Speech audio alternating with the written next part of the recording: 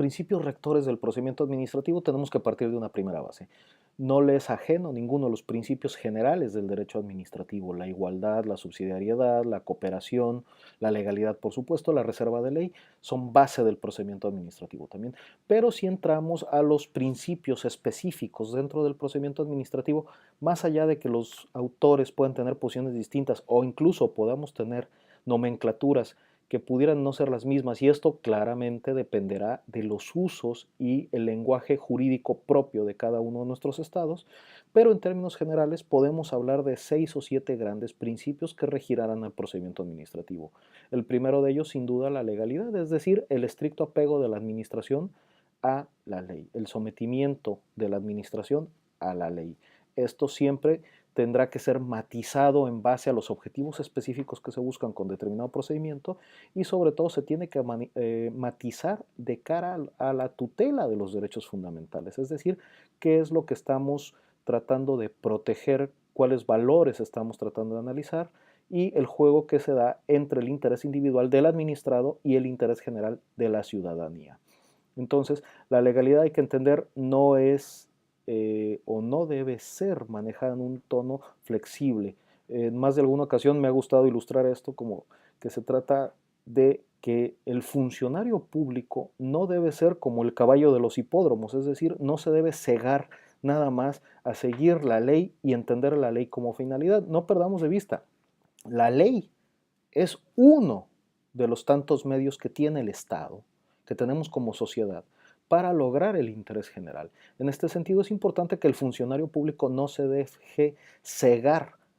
por el procedimiento en sí, sino que el procedimiento debe ser la base de la certeza que le va a dar al administrado de que se está cumpliendo adecuadamente su función. En este sentido, los otros principios, obviamente complementarios a esta legalidad, es sin duda el principio de defensa, es decir, la posibilidad de ser oído dentro del procedimiento, la posibilidad de ofrecer pruebas dentro del procedimiento y, por supuesto, la necesaria decisión fundada de la autoridad. Es decir, la autoridad no puede resolver arbitrariamente nada, ya sea un acto, un contrato, la prestación de un servicio, etcétera. Otra cosa fundamental, y que de hecho ya tiene muchos años así entendida en prácticamente todos nuestros países, es el principio de gratuidad. Es decir, el procedimiento administrativo, por definición, está exento de todo costo. Esto no quiere decir que en cierto tipo de procedimientos administrativos que, digamos, salen de la normalidad, el Estado no pueda generar cierto pago de tasas o cierto pago de derechos, precisamente por recibir esa contraprestación por parte de la autoridad. Sin embargo, esto no quiere decir, o mejor dicho, como también la Corte Mexicana ya lo entendió en su momento, el principio de gratuidad implica que el Estado o la administración pública no lucre con los procedimientos administrativos, pero esto no quiere decir que no esté exento de un costo. Esto claramente lo ilustra en la prestación de los servicios públicos. Por otro lado, el principio de oficiosidad, o como se le denomina en algunos países como Argentina, el principio de oficialidad, implica que la administración pública es responsable de la consecución del procedimiento.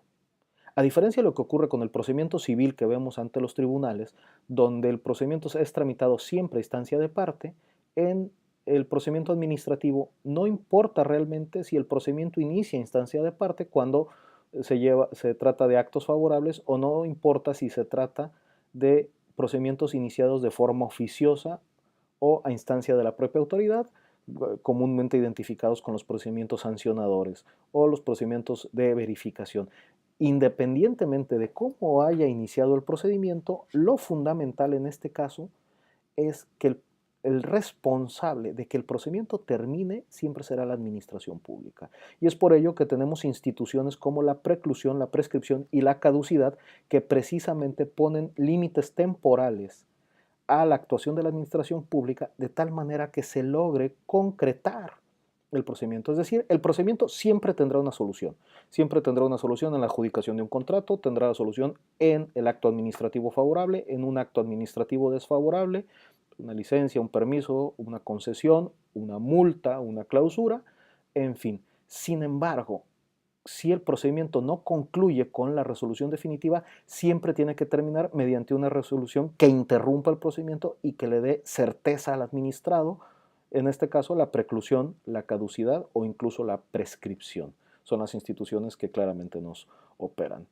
Otro punto no menor, y probablemente, a mi juicio, esta es la parte más importante dentro de los procedimientos administrativos, es la informalidad o el informalismo dentro del procedimiento. Es decir, la administración pública está para servir a la ciudadanía, está para llevar a la sociedad a la consecución de su bien público temporal, interés público, interés general, interés común, pónganle la denominación que quieran, pero esto implica que la administración no debe exigir mayores cargas a la ciudadanía en la tramitación de los procedimientos. Los procedimientos son para tomar la decisión, son para servir al ciudadano ante sus peticiones, de tal forma que no resulta aceptable que una administración pública o el Estado en sí, a partir de su legislador, imponga cargas innecesarias para la tramitación del procedimiento. Recuerdo cuando hace muchos años, en el caso del derecho mexicano, se exigía, por ejemplo, para tramitar los recursos administrativos, que se señalara expresamente el recurso que se promovía. Si no se ponía el nombre correcto, sea revisión, revocación, inconformidad, queja,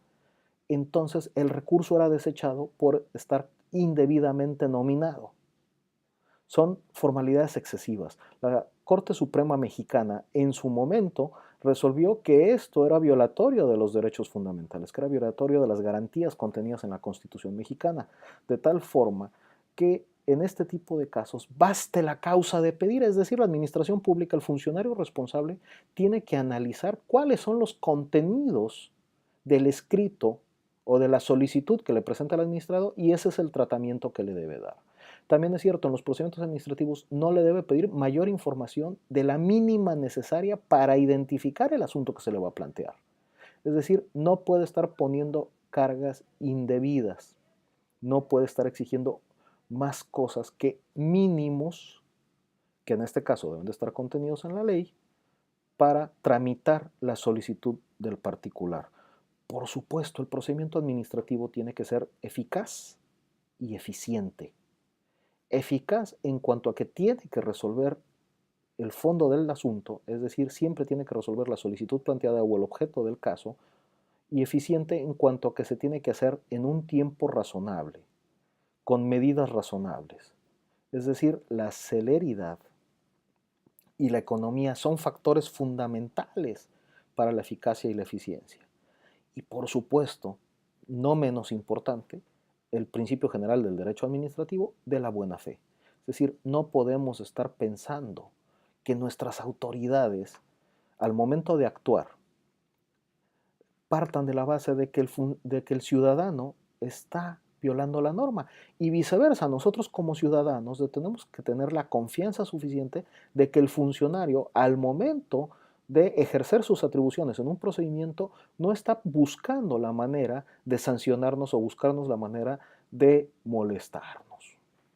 Perder de vista que los principios rectores del derecho administrativo y del procedimiento administrativo en este caso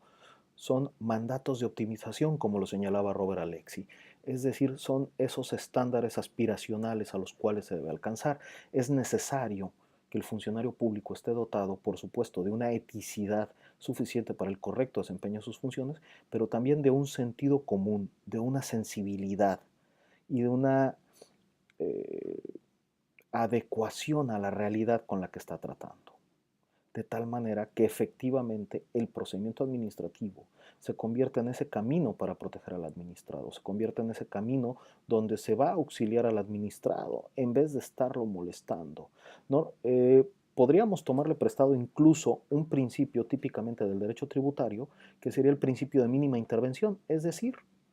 que la administración pública, el funcionario, debe disminuir a su máxima expresión la intervención que tiene en la vida del particular, desde la perspectiva del acto de molestia. Sin embargo, las sociedades actuales, las sociedades modernas o las sociedades ordenadas, viven día a día los procedimientos. Pueden ser desde lo más sencillo, como ir a realizar un pago ante la administración, ante la tesorería, tramitar un carnet de identidad, en el caso de México, tramitar la credencial para votar, por ejemplo, o pueden ser procedimientos tan complejos como una verificación de carácter ambiental o la adjudicación de un contrato de obra pública multimillonario.